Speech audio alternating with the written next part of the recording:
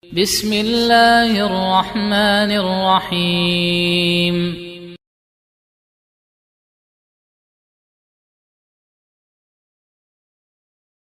Ada seorang Arab Badui datang bertanya kepada Nabi sallallahu alaihi wasallam, "Mata sa'ah?"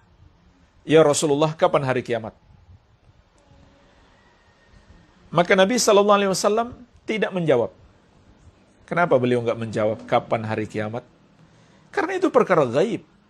Apa yang akan terjadi masa depan, tidak ada yang mengetahuinya kecuali Allah. Dan Nabi SAW tidak mungkin tahu kecuali Allah berikan wahyu kepada beliau. Kalau Allah nggak berikan wahyu, beliau nggak bisa menjawab. Sebagaimana juga di surat Al-Jin Allah tegaskan, Alimul ghaibi, fala yudhiru ala ghaibihi ahadan illa man irtada mir rasulin. Allah yang maha mengetahui perkara gaib. Maka Allah tidak menampakkan perkara gaib tersebut kecuali kepada Rasul yang Allah ridhoi. Jadi jemaah sekalian, kalau ada orang yang mengaku bisa meramal masa depan, maka ketahuilah dia adalah pendusta besar. Nabi saja nggak bisa. Nabi saja harus menunggu wahyu dari Allah Subhanahu wa Ta'ala. Kalau ada orang mengaku-ngaku, sebelum terjadi kecelakaan pesawat Sriwijaya Air yang kemarin misalkan, dia sudah tahu katanya, dia sudah bisa meramal. Itu namanya pendusta besar yang dalam syariat disebut sebagai dukun. Terserah, orang mau sebut dia mbah sakti, bahkan disebut kiai, ustadz, maka dalam syariat mereka disebut dukun. Dan pendusta besar. Ini Nabi saja nggak ngerti ketika ditanya tentang apa yang akan terjadi masa depan. Jadi jemaah sekalian, di antara definisi dukun atau tukang sihir dalam syariat adalah orang yang suka meramal masa depan. Dan dia adalah pendusta besar karena dia nggak mungkin tahu. Dan Allah Azza wa Jalla menegaskan, "Kulla ya'lamu man fis samawati wal ardil ghaiba illallah." Katakanlah, tidak ada yang mengetahui satupun makhluk di langit maupun di bumi tentang perkara gaib itu kecuali Allah. Ini Allah sudah tegaskan. Gak ada yang tahu. Masa depan gak ada yang tahu kecuali Allah. Kok bisa-bisanya kita percaya orang yang meramal masa depan? Sungguh bodoh kita. Dijadikan berita lagi. Disebar-sebarkan. Ya, hati-hati. Semua yang terlibat menyebarkan dan semua yang percaya, mereka telah melakukan dosa terbesar, menyamakan orang itu dengan Allah. Artinya itu dosa syirik. Makanya, mempercayai para tukang ramal adalah pembatal keislaman. Jadi bukan pembatal sholat lagi, pembatal keislaman. Penghancur keimanan.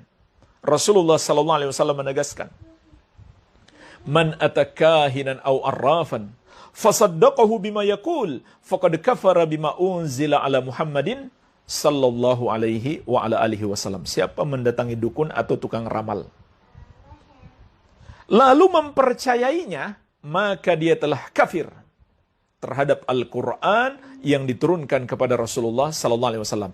Ini penegasan langsung dari Nabi sallallahu alaihi wasallam. Dia sudah kafir.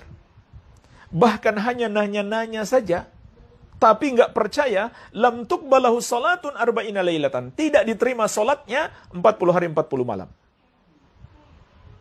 Termasuk yang percaya melalui siaran berita atau nonton di YouTube. Siapa yang percaya, kata Nabi SAW, dia telah kafir terhadap Al-Quran.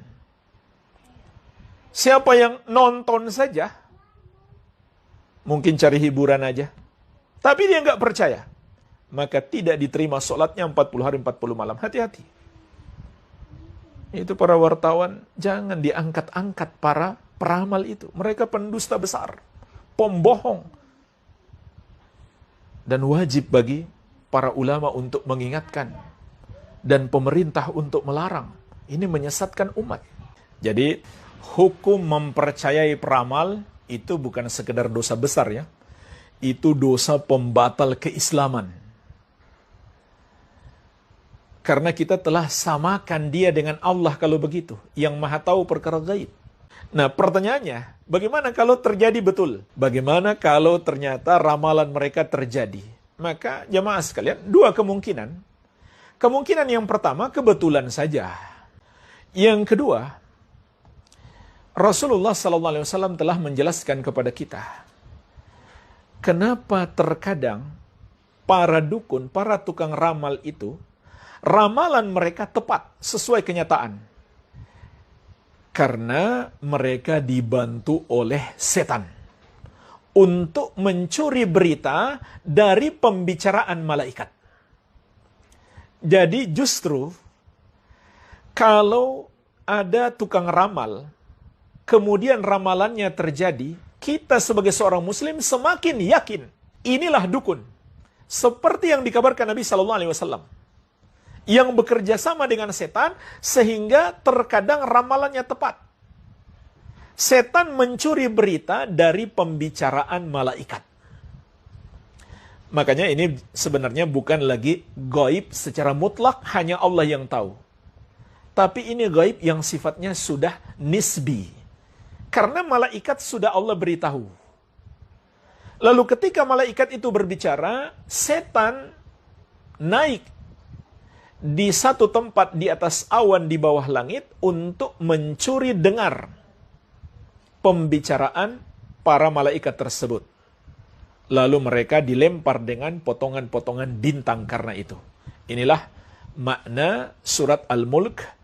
وَلَقَدْ زَيَّنَّا السَّمَاءَ الدُّنْيَا بِمَصَابِيحَ وَجَعَلْنَاهَا رُجُومًا لِلشَّيَاطِينَ.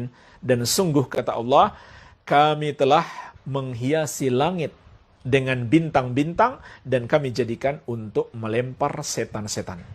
Yaitu setan-setan yang mencuri berita dari langit, dari pembicaraan para malaikat untuk dibisikkan kepada para dukun. Hanya saja kata Nabi SAW, mereka itu banyak naik bersaf-saf. Dan bisa jadi lemparan bintang itu kena setelah dia sampaikan kepada setan yang ada di bawahnya, terus ke bawah sampai akhirnya yang paling bawah, dialah yang memberitahukan kepada para dukun. Jadi ini sudah dikabarkan oleh Nabi SAW.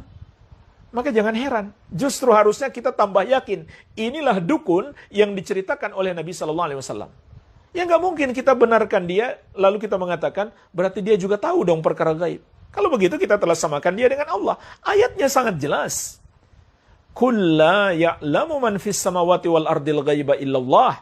Katakanlah tidak ada yang mengetahui perkara gaib itu, satupun makhluk di langit maupun di bumi, kecuali Allah Subhanahu wa ta'ala. Ya. Jadi tetap nggak boleh kita percaya walaupun terjadi seperti yang mereka ramalkan. Justru kita semakin yakin inilah mereka yang disebut dengan dukun, tukang ramal, budak-budaknya setan. Bekerja sama dengan setan untuk menyesatkan manusia seperti yang dikabarkan oleh Rasulullah sallallahu alaihi wa ala alihi wasallam.